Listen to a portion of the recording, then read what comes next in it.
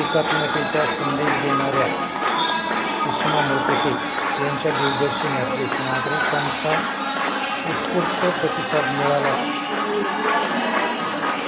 या ठिकाणी सुषमा मूर्तिके या पंचायत समिती गणासाठी आहोवाडी कोलवडी सुषमा मूर्तिके या आहोवाडी कोलवडी पंचायत समिती गणासाठी इच्छुक उमेदवार असून त्या या जागेसाठी प्रबळ दावेदार मानल्या जात आहे.